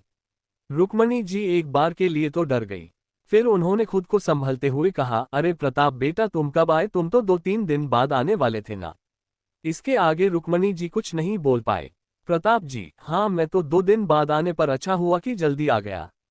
मुझे नहीं पता था कि आपकी नज़रों में मेरे पत्नी और बच्चों की यह हैसियत है कि आप उन्हें घर का सदस्य अभी नहीं मानती। तभी महेंद्र जी रुक्मणी जी का बचाव करते हुए कहता है, ऐसा कुछ भी नहीं है प्रताप, मन तो बस ये कहना चाहती है कि। प्रताप उनकी बात को बीच में काटते हुए, कि यही ना कि मेरी पत्नी और बच्चे अपने ही घर के मंदिर में पूजा नहीं कर सकते, यही कहना चाहती है ना आप माँ? उद्धरण चिन्ह। वैशाली जी, नहीं प्रताप, माँ के कहने का मतलब है कि रेवा और रुद्राक्ष अभी छोटे हैं, इसलिए उन्हें पता नहीं होगा कि पूजा किस तरह, इसलिए माँ ने उन्हें मना किया। पर तुम चिंता मत करो, मेरे आकाश और रूपाली को सारी चीज पता है, वह उन दोनों को पूजा करना सिखा देंगे, है ना आकाश रूपाली? आकाश और रूपाली हमेशा हिलते हैं और रूपाली रहती है। हाँ चाचा जी आप चिंता मत कीजिए, मैं खुद रेवा को पूजा की सारी विधि सिखूंगी, उन्हें कुछ पता नहीं होगा ना, इसलिए दादी ने उन्हें मना किया है अभी पूजा करने के लिए। प्रताप जी एक कुटिल मुस्कान के साथ रूपाली से कहते हैं, तो तुम मेरी बेटी को पूजा करना सिखाओगी जिसे खुद यह नहीं पता कि बिना नहाए मंदिर में कदम नहीं रखते? फिर वह वैशाली रुक्मणी जी को देखते हुए कहते हैं, खैर छोड़ो, तुमसे उम्मीद क्या रखूं जब तुम्हारी परवरिश करने वाली तुम्हारी माँ और दादी को ही यह बात नहीं पता। इतना कह वहां से जाने लगते हैं और जाते वक्त कहते हैं, मंदिर को एक बार साफ कर दीजिए क्योंकि सब बिना नहाए मंदिर में आ गए हैं। इतना ही नहीं, आज के बाद मेरी पत्नी और बच्चों को मंदिर में आने से कोई नहीं रोकेगा और अगर किसी ने रोका तो उसका सामना मुझसे होगा। इतना कह वो वहां से चले जाते हैं। रेवा नीचे पड़ी आरती की थाल को उठाकर रुक्मणी जी और बाकी परिवार के सदस्यों को एक विनिंग स्माइल देती है। वही रुद्राक्ष सबको भावहीन चेहरे से देख रहा था। सब वहां से चले जाते हैं और सर्वेंट अपने काम में लग जाते हैं। वही गेट के बाहर कुछ गाड़ियां आकर रुकती है। वह गार्ड से अंदर जाने की परमिशन मांगते हैं पर उन्हें मिलती नहीं। तभी वहां एक ऑटो आकर रुकी और उसे ऑटो से एक 50 से 55 साल की औरत उतरी। उसने उन लोगों से पूछा, आप यहाँ क्या करने आए हैं? तभी एक 24 से 25 साल का नौजवान उनके आगे आकर विनम्रता से कहता है, जी हम यहाँ अपने बॉस के ऑर्डर पर आए हैं। हमारे बॉस ने अपनी छोटी बहन लिए कुछ गिफ्ट मंगवाए हैं। वह औरत तोहफा को देखकर चकित हो जाती है। वह औरत कोई और नहीं, रावत खानदान की हेड सर्वेंट मीना थी। मीना रुक्मणी जी और वैशाली जी की वफादार थी। वह भी कुसुम जी को और मही को खास पसंद नहीं करती थी। वह उनके ऑर्डर सिर्फ इसलिए मानती थी क्योंकि कुसुम जी के हाथों में घर की सारी बागडोर थी। वह 2 हफ्तों के लिए अपने गांव गई हुई थी और अभी अभी लौटी थी, इसलिए उसे रुद्राक्ष और रेवा के घर वापस आने के बारे में कुछ भी पता नहीं था। जब उसने उससे लड़के की बात सुनी तो उसे लगा ये सारे तोहफे आकाश ने रूपाली के लिए मंगवाए हैं। क्योंकि आज रक्षाबंधन थी, वह बहुत ही खुश हो गई और उसने उन्हें अंदर ले आए और सारे गिफ्ट लिविंग रूम में रखने को कहा और वह रूपाली को बुलाने के लिए जाने लगी। 9 मई के गिफ्ट्स आगे वह लड़का सारे गिफ्ट्स लिविंग रूम में रखवाने लगा। अब तक रुक्मणी जी और राजेंद्र जी फ्रेश होकर लिविंग रूम में आ जाते हैं। रुक्मणी जी मीना और उसे अनजान लड़के को देखकर कहती है, मीना ये कौन है और यह इतने सारे गिफ्ट्स कौन लाया है और किसके लिए? उद्धरण चिन्ह। मीना उन्हें कुछ कहता उससे पहले ही महेंद्र जी और वैशाली भी फ्रेश होकर बाहर आ जाते हैं। वैशाली जी मीना को देखते हुए, आर मीना तुम आ गई, तुम तो 2 दिन पहले आने वाली थी ना, अब जाकर आए हो? चलो अब जल्दी से जाकर नाश्ते की तैयारी करना शुरू करो, आज त्योहार का दिन है, दीदी भी अपने ससुराल से आती होगी बच्चों के साथ। इतना कहते हुए उनकी नज़र लिविंग रूम में रखे हुए गिफ्ट पर जाती है। गिफ्ट्स इतने ज्यादा थे कि अब तक वह लोग गिफ्ट अंदर ली रहे थे। वैशाली जी कौन हो तुम, और यह सिर्फ गिफ्ट किसके लिए है और किसने मंगवाए हैं? वह लड़का विनम्रता से कहता है, जी मेरा नाम अविनाश है। आप लोग मुझे नहीं जानते पर मैं आपके घर के बेटे का दोस्त और उसका असिस्टेंट भी हूँ। और यह सारे गिफ्ट्स मेरे दोस्त ने अपनी छोटी बहन के लिए मंगवाए हैं। उद्धरण चिन्ह। महेंद्र जी चौंकता हुए, क्या ये सारे गिफ्ट्स आकाश ने मंगवाए हैं? मुझे तो यकीन ही नहीं हो रहा। ये सब तो बहुत ही महंगे लग रहे हैं, उसके पास इतने सारे पैसे आए कहाँ से? वैशाली क्या तुमने तो उसे इतने सारे पैसे नहीं दिए ना? उद्धरण चिन्ह। मीना सबको आपस में बात करते देखा साइड पर से रूपाली को बुलाने के लिए चली गई। तभी रुक्मणी जी उन दोनों को टोकते हुए कहती है, चुप करो तुम दोनों, अगर आकाश ने अपनी बहन के लिए राखी के गिफ्ट्स मंगवाए हैं तो अपने पैसों से ही मंगवाए होंगे ना? उन सब की बातों को सुन अविनाश कंफ्यूजन में उन्हें देखने लगता है। तभी प्रताप और कुसुम सीढ़ियों से नीचे उतर रहे होते थे। उन्होंने ऊपर से ही सबकी सारी बातें सुन ली होती है। जब महेंद्र जी ने आकाश का जिक्र किया तब अविनाश के चेहरे पर आए कंफ्यूजन उन्होंने देख ली। प्रताप जी, माँ किसी भी नतीजे पर पहुंचने से पहले उससे एक बार क्लियर तो कर लीजिए कि उसे यहाँ आकाश ने ही बुलवाया है या फिर यह किसी गलत पते पर आ गया है, क्योंकि यह सारे गिफ्ट देखकर लग रहा है कि यह बहुत महंगे हैं और आकाश की पॉकेट मनी इतनी नहीं है कि वह इनमें से आधे भी अफोर्ड कर पाए। प्रताप की बात सुन राजेंद्र जी को भी यह सही लगा। उन्होंने उसे लड़के की तरफ देखकर कहा, बेटा तुम्हारे दोस्त का नाम क्या है? उद्धरण चिन्ह। इससे पहले कि अविनाश कुछ बोलता कि तभी आकाश सीढ़ियों से नीचे आते हुए दिखता है। वह नीचे पहुंचता उससे पहले ही उसके पीछे से रूपाली दौड़ती हुई नीचे आ जाती है और इतने सारे गिफ्ट को देखकर बहुत ही खुश हो जाती है और आकाश को गले लगाकर रहती है, थैंक यू भाई मुझे राखी पर इतने सारे गिफ्ट देने के लिए, आप बहुत अच्छे भाई हो। उद्धरण चिन्ह। ये सब देख अविनाश और भी कंफ्यूज हो जाता है। आकाश ने भी कंफ्यूजन में सबको देखकर कहता है, मैंने कोई गिफ्ट्स नहीं मंगवाए और मेरे पास इतने सारे पैसे नहीं है कि मैं इतने महंगे गिफ्ट्स मंगवा पाऊं। उद्धरण चिन्ह। अविनाश, यस मिस, यह मेरे दोस्त नहीं है और यह गिफ्ट आपके लिए भी नहीं है। रूपाली का तो ये सुनकर मन उदास हो जाता है कि यह गिफ्ट उसके लिए नहीं है। उसका उदास चेहरा देखकर रुक्मणी जी कहती है, कोई बात नहीं बेटा, मैं तुम्हारे लिए भी बहुत सारे गिफ्ट लेकर आऊंगी। ये सुन रूपाली खुश हो जाती है। तभी सबको सीढ़ियों से पायल की आवाज सुनाई देती है। सब ऊपर की तरफ गर्दन उठाकर देखते हैं तो रेवा सीढ़ियों से नीचे उतर रही थी। उसके पीछे रुद्राक्ष मही को गोद में लिए चल रहा था। उन तीनों को देखते ही अविनाश के चेहरे पर एक बड़ी सी स्माइल आ गई। अविनाश ने अपने चेहरे पर हल्की नाराजगी लाकर रुद्राक्ष की तरफ देखते हुए कहा, जब तुमने मुझे एक रात में इतने सारे गिफ्ट्स अरेंज करने के लिए कहा तब मुझे तुम पर बहुत गुस्सा आया था। पता है मैं पूरी रात इस शहर में इधर से उधर चक्कर काट रहा था इन गिफ्ट्स को ढूंढने के लिए। उसने अपने चेहरे की तरफ इशारा करते हुए कहा, देखो पूरी रात जागने की वजह से मेरे खूबसूरत से चेहरे पर डार्क सर्कल्स हो गए हैं। उद्धरण चिन्ह। फिर उसने मही की तरफ देखकर कहा, तो यही है वह प्यारी सी गुड़िया जिसके लिए ये सारे तोहफे मंगवाए गए हैं। वैसे अब लगता है मेरा पूरी रात जागना बेकार नहीं गया। अब तक रुद्राक्ष और रेवा सीढ़ियों से नीचे उतर चुके थे। नीचे पहुंचते ही रुद्राक्ष ने मही को नीचे उतार दिया। अविनाश मही के आगे जाकर अपने घुटनों के बल बैठ गया और अपना सर झुकाकर कहा, हेलो माय लिटिल प्रिंसेस, मेरा नाम अविनाश है, आप मुझे अभी भाई भी बुला सकती है। आपको अगर कुछ भी चाहिए तो आप मुझे बस ऑर्डर कर दें, मैं वह चीज आपके कदमों में हाजिर कर दूंगा। ये देख और अविनाश की बातें सुन वहां खड़े सभी लोग दंग रह गए। ये सीन दिखाने में कुछ ऐसा लग रहा था जैसे एक राजकुमारी के आगे कोई सेवक सर झुकाए बैठा हो और राजकुमारी के हुक्म का इंतजार कर रहा हो। मही तो अविनाश को बस एक तक देखे जा रही थी। उसे अविनाश की कोई भी बात समझ तो नहीं आ रही थी, पर वह इतना जान गई थी कि वह शख्स उसके लिए बहुत सारे गिफ्ट्स लेकर आया है। रुद्राक्ष, अपनी नौटंकी बंद कीजिए अभी भाई, और मैंने जो कहा वह सारी चीजें लाए हो ना, सारी की सारी। उद्धरण चिन्ह। अविनाश रुद्राक्ष से चिढ़ते हुए, यस बॉस, मैं सारी चीज लाया हूँ। उद्धरण चिन्ह। रुद्राक्ष भी मही के सामने घुटनों के बल बैठकर कहता है, प्रिंसेस हमने आपसे वादा किया था ना कि आपके सारे गिफ्ट सुबह आपको मिल जाएंगे, तो लीजिए हमने अपना वादा पूरा किया। अब तो आप हमसे नाराज नहीं है ना। उद्धरण चिन्ह। मही, क्या ये सारे गिफ्ट मेरे लिए है? उद्धरण चिन्ह। रुद्राक्ष हाँ अपना सर हिल देता है। नहीं खुश हो जाती है और रुद्राक्ष को गले लगा लेती है।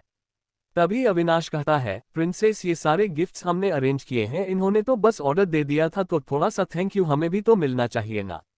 रुद्राक्ष उसकी तरफ जलन से देखकर कहता है, बिल्कुल भी नहीं, आपकी वजह से पहले से ही मैं एक बहन का प्यार बांट चुका हूं, अब दूसरी नहीं। उद्धरण चिन्ह। मही उन दोनों के बीच में होते हुए अपने गिफ्ट की तरफ चली जाती है और एक एक कर अपने सारे गिफ्ट खोलकर देखना लगती है। अविनाश गुस्से से उसे देखकर बोलता है, जल कुकड़ा कहीं का। बाकी सब उन्हें हैरानी से देख रहे थे। रेवा, बस कीजिए भाई, आप दोनों आज के दिन भी शुरू मत हो जाना, आज रक्षाबंधन है। प्लीज आज के दिन आप दोनों झगड़ा मत करना। उद्धरण चिन्ह। अविनाश, मैंने क्या किया गुड़िया, ये तुम्हारा भाई ही जल कुकड़ों की तरह छोटी छोटी बात पर जल भून जाता है। तभी प्रताप जी अपना गला साफ करते हैं और सबका ध्यान उनकी जाता है। तभी रेवा सबको कंफ्यूजन से उन तीनों की ओर देखा हुआ प्रकार रहती है, मैं आपका सबसे इंट्रोडक्शन करवाती हूँ। ये का वह अविनाश का हाथ पकड़कर उसे प्रताप जी और कुसुम जी के सामने खड़ा कर देती है और कहती है, अभी भाई यह मेरे मम्मी पापा है। फिर ऐसे ही वह राजेंद्र जी और रुक्मणी जी के सामने जाकर रहती है, यह मेरे दादाजी और दादी जी है। फिर महेंद्र जी और वैशाली जी की तरफ इशारा कर कहती है, ये दोनों मेरे बड़े पापा और बड़ी माँ है।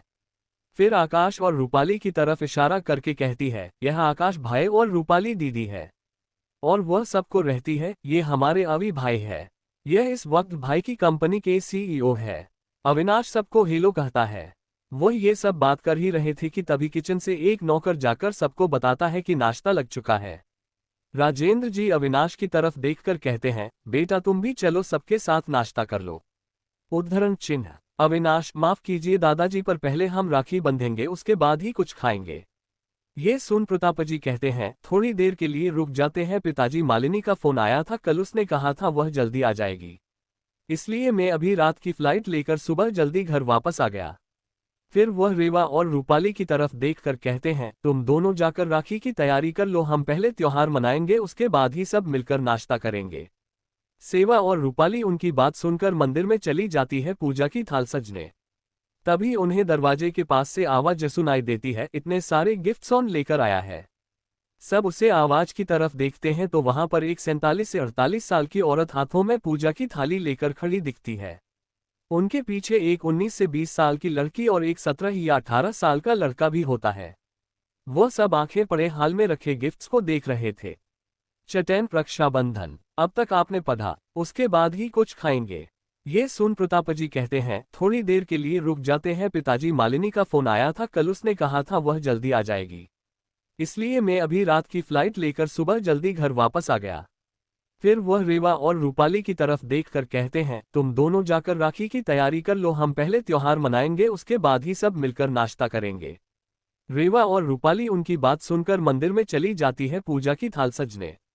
तभी उन्हें दरवाजे के पास से आवाज सुनाई देती है, इतने सारे गिफ्ट्स कौन लेकर आया है। सब उसे आवाज की तरफ देखते हैं तो वहां पर एक 47 से 48 साल की औरत हाथों में पूजा की थाली लेकर खड़ी दिखती है। उनके पीछे एक 19 से 20 साल की लड़की और एक 17 या 18 साल का लड़का भी होता है।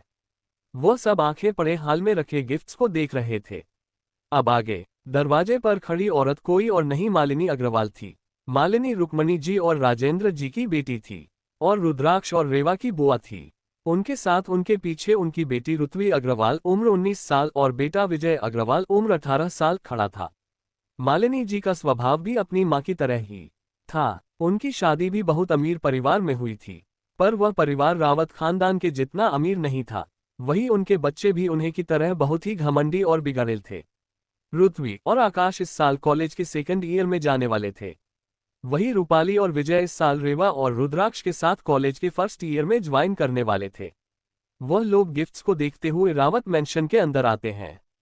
मही अभी भी खुशी खुशी अपने सारे गिफ्ट्स एक एक कर खोल कर देख रही थी, पर वह गिफ्ट्स बहुत सारे थे इसलिए वह थक गई और अविनाश की तरफ जाकर उनसे कहा, अभी भाई थैंक यू मेरे लिए इतने सारे गिफ्ट्स लेकर आने के लिए। अविनाश उसके गालों को पिंच करते हुए, you are welcome my little princess. उद्धरण चिन्ह। उनकी बात सुनकर मालिनी जी, ऋत्वी और विजय हैरान रह जाते हैं। उन्हें समझ नहीं आता कि यह कौन है जो मही के लिए इतने सारे गिफ्ट्स लेकर आया है। तभी मालिनी जी अविनाश को पहचान जाती है और कहती है, तुम तो अविनाश कश्यप हो ना, मिस्टर कश्यप के इकलौते बेटे और कश्यप इंडस्ट्रीज के होने वाले वारिस। उद्धरण चिन्ह। अविनाश उनकी बात सुन हाँ मैं अपना सर हिला देता है। तभी रेवा और रूपाली अपने हाथों में पूजा की थाली लेकर लिविंग रूम में आ जाते हैं। मालिनी को रुद्राक्ष और रेवा के घर वापस लौट कर आने के बारे में पहले ही पता चल गया था, लेकिन उसने अविनाश के यहाँ होने की कोई भी उम्मीद नहीं की थी।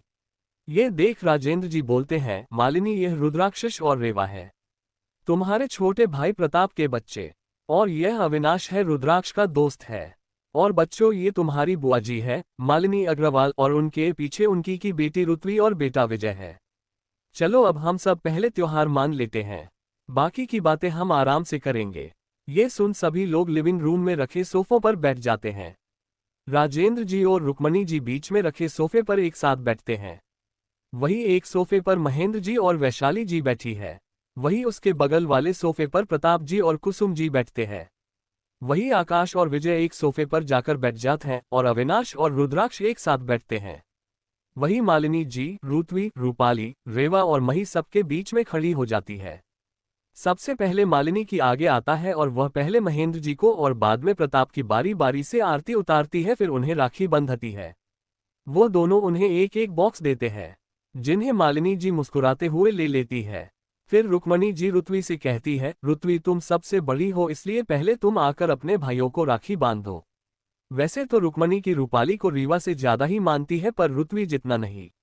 ऋत्वी आगे आकर पहले आकाश की आरती उतारकर उसे राखी बनती है। आकाश उसे एक एनवेल्प देता है जिसमें कुछ कैश रखे होते हैं। वही वह विजय को यहाँ राखी नहीं बनती क्योंकि वह उसे अपने घर पर ही राखी बांध कर आई थी। फिर वह रुद्राक्ष के पास जाकर उसे भी बेईमान से राखी बांध देती है। दरअसल रूपाली और ऋत्वी दोनों सहेलियां होती है, इसलिए उसे यह पता होता है कि रुद्राक्ष और रेवा एक आश्रम से आए थे, इसलिए वह उसे ज्यादा इंपॉर्टेंस नहीं देना चाहती थी। पर उसकी सोच से उलट रुद्राक्ष ने खड़े होकर उसके पैर छुए। ये देख ऋत्वी 2 कदम पीछे हटकर रहती है, यह क्या कर रहे हो। उद्धरण चिन्ह। रुद्राक्ष कहता है, आशीर्वाद ले रहा हूं आपका, आप मेरी बड़ी बहन है ना। ये सुन ऋत्वी अपना मुंह अजीब सा बना लेती है। ये देख रुक्मणी जी कहती है, ये तुम्हारा कोई आश्रम नहीं है, यहाँ ऐसी हरकतें दोबारा मत करना। रुक्मणी जी की बातें सुन अविनाश को थोड़ा सा गुस्सा आता है, पर वह ये जताता नहीं है। वही रुद्राक्ष और रेवा हमें अपना सर हिला देते हैं। फिर रुक्मणी जी रूपाली से कहती है, रूपाली बेटा अब तुम आओ। रूपाली यह सुनकर आगे आती है और वह पहले विजय को राखी बांधती है, फिर आकाश को और फिर रुद्राक्ष को राखी बंधती है। विजय और आकाश रूपाली को भी एक एक एनवेल्प देते हैं। वह उसे लेकर पीछे हट जाती है। रूपाली और रुतवी अविनाश को राखी नहीं बांधती क्योंकि उनके लिए वह अनजान था। बाद में रेव आगे आकर अपने हाथों में पूजा की थाली लेकर रुद्राक्ष और अविनाश की तरफ आगे बढ़ने लगती है। ये देख रुक्मणी जी थोड़ा गुस्से में बोलती है, लड़की तुमने अभी देखा नहीं, यहाँ अपने भाई को नहीं, पहले जो बड़ा भाई होता है उससे राखी बांधी जाती है। हे भगवान, इस लड़की को तो सच में कुछ नहीं आता, इसलिए तो ये हमारे खानदान के नाम पर कलंक है।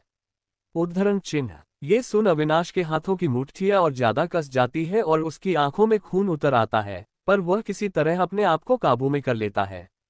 वही रेवा भावहीन चेहरे के साथ रुक्मणी जी को देखते हुए कहती है, मैं जानती हूँ दादी माँ की पहले बड़े भाई को राखी बांधी जाती है, इसीलिए मैं पहले अभी भाई के पास जा रही हूँ क्योंकि यहाँ वह सबसे बड़े हैं। उद्धरण चिन्ह। इतना कहकर वो अविनाश के पास चली जाती है और पहले उसकी आरती उतारती है और फिर उसके माथे पर तिलक कर उसे हाथों पर राखी बंधती है। फिर उसके पैर छूकर आशीर्वाद लेते है। अविनाश भी रेवा के माथे पर हाथ रखकर उसे आशीर्वाद देता है। बाद में वह विजय और आकाश को भी राखी बांधती है, पर उनके पैर नहीं छूती। विजय और आकाश रेवा को भी एक एक एनवेल्प दे देते हैं।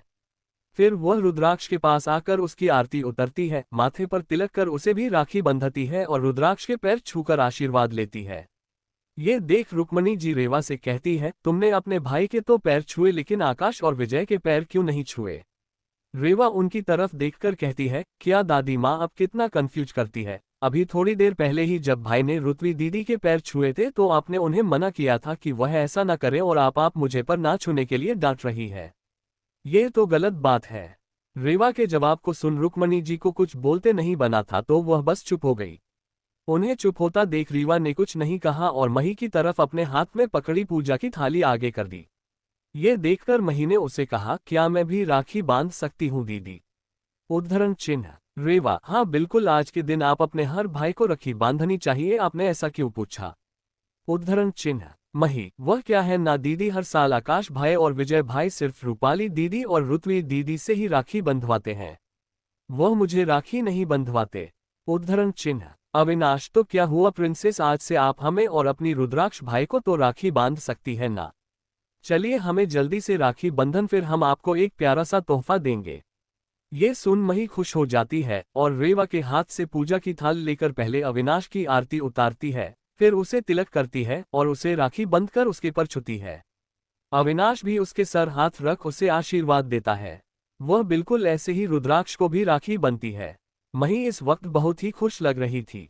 उसने अपना हाथ अविनाश के आगे कर दिया और कहा, आपने कहा था आप मुझे एक और गिफ्ट देंगे तो मेरा गिफ्ट दीजिए ना। ये सुन अविनाश किसी को मैसेज करता है। ये देख रुक्मणी जी रुद्राक्ष को नीचा दिखाते हुए कहती है, यह क्या है रुद्राक्ष, क्या तुम्हें इतना भी नहीं पता कि राखी पर बहनों को तोहफा दिया जाता है? तुमने अपनी बहनों को अभी तक कुछ क्यों नहीं दिया? कुसुम जी, माँ वह कल शाम को ही आया है, वह इतनी जल्दी गिफ्ट्स कैसे मैनेज कर सकता है? उसकी तरफ से मैं इन सबको तोहफे दे देता हूँ। इतना कहते हुए वह ऊपर की तरफ जाने लगती है। तभी अविनाश उन्हें रोकते हुए कहता है, आंटी आप चिंता मत कीजिए, रुद्राक्ष ने अपनी सभी बहनों के लिए पहले से ही गिफ्ट लाने के लिए मुझे कह दिया था और वह थोड़ी देर में आते ही होंगे। अविनाश कह ही रहा था कि तभी एक आदमी हाथों में कुछ बैग लेकर घर के अंदर आते हैं। रुद्राक्ष और अविनाश उनसे बैग ले लेते हैं। रुद्राक्ष के हाथ में 2 बैग थे और अविनाश के हाथ में एक। रुद्राक्ष पहले रूपाली के पास जाता है और अपने बैग में से एक छोटा सा बॉक्स निकालकर उसके हाथ में रख देता है। वह ऐसा ही एक बॉक्स रुतवी को भी देता है। फिर वह रेवा और मही के पास आता है और बैंक से एक जैसे 2 बॉक्स बाहर निकालकर अपने हाथों में पकड़ लेता है। वही अविनाश भी अपने बैग से 2 स्क्वायर शेप के बॉक्स बाहर निकालता है। वह रेवा को इशारा करता है। रेवा उसका इशारा समझकर माही को लेकर वहीं सोफे पर बैठ जाती है। पहले अविनाश अपने दोनों बॉक्स ओपन करता है, जिसमें से बहुत ही सुंदर डायमंड ईयरिंग्स होते हैं। ये देख रेवा खुश हो जाती है और अपने और माही के कानों से ईयरिंग्स निकाल देती है। अविनाश उन दोनों को बारी बारी से ईयरिंग्स पहना है। ईयरिंग्स को देख मही बहुत खुश हो जाती है और अविनाश के गालों पर एक बच्चे किस करते हुए कहती है, थैंक यू अभी भाई, यह ईयरिंग्स बहुत ही प्यारी है। अविनाश स्माइल करते हुए, you are welcome my little princess. उद्धरण चिन्ह। फिर वह वहां से खड़ा हो जाता है और रुद्राक्ष वहां अपने घुटनों के बाल उनके सामने बैठ जाता है। रुद्राक्ष अपने बॉक्स ओपन करता है। उन बॉक्स में सेम डिजाइन्स के चांदी के पायल थे। ये देख रेवा अपने पैरों के पायल निकाल देती है। रुद्राक्ष बारी बारी से उन दोनों को पायल पहनाता है। वो दोनों बहुत खुश हो जाती है और एक साथ रहती है। थैंक यू भाई। ये देख रूपाली और रुत्वी को भी अपने गिफ्ट्स देखने की जिज्ञासा होती है और वह दोनों भी अपने बॉक्स ओपन करती है। उन दोनों के बॉक्स में सेम डिजाइन्स के प्लेटिनम ब्रेसलेट होते हैं जिसमें कहीं कहीं डायमंड लगे होते हैं। वो दोनों इस ब्रेसलेट को देखते ही पहचान जाते हैं कि यह किस ब्रांड का है। वह ब्रेसलेट बहुत ही फेमस ब्रांड कृष्णकला का लेटेस्ट डिजाइन के होते हैं। वह ये देखकर काफी खुश हो जाती है और आश्चर्य से रुद्राक्ष की तरफ देखने लगती है क्योंकि उन्हें ये बात अच्छे से पता है कि यह ब्रेसलेट पाना इतना आसान नहीं है और वह भी एक जैसे दो, ये तो नामुमकिन सा है। उद्धरण चिन्ह। उन दोनों के चेहरे देख रुद्राक्ष उनसे कहता है, क्या हुआ दीदी, क्या आपको ये पसंद नहीं आए? अगर आपको ये पसंद नहीं आए तो मैं आपको दूसरे डिजाइन्स बता देता हूँ, आपको जो पसंद आया आप उसमें से सिलेक्ट कर सकते हैं। उद्धरण चिन्ह। रुत्वी। रुद्राक्ष तुम्हें ये ब्रेसलेट कैसे मिले? यह मिलना इतना आसान नहीं है। उद्धरण चिन्ह। रुद्राक्ष। कैसे मिले से क्या मतलब है दीदी, कल रात को ही इनके ऑर्डर दिए थे और आज सुबह तक बनकर आ गए, बस इतना ही। रूपाली। रुद्राक्ष ये कोई आम ब्रेसलेट नहीं है, ये ब्रेसलेट कृष्णकला का है। ये ब्रांड इस वक्त इंडिया में टॉप 10 में से एक है और इस ब्रांड में कोई भी ऑर्डर देकर कुछ भी नहीं बनवा सकता, चाहे वह कितना ही बड़ा बिजनेसमैन या सेलिब्रिटी क्यों ना हो। उद्धरण चिन्ह। रुत्वी। हाँ, और यह डिजाइन ब्रांड हर डिजाइन का सिर्फ एक ही पीस बनता है, तो तुमने एक जैसे दो पीस कैसे बनवाए? तुमने इसका ऑर्डर कैसे दिया? ये नामुमकिन है। आज के लिए इतना। हाय दोस्तों, मिलते हैं नेक्स्ट चैप्टर में। Thanks for watching guys, next episode come soon.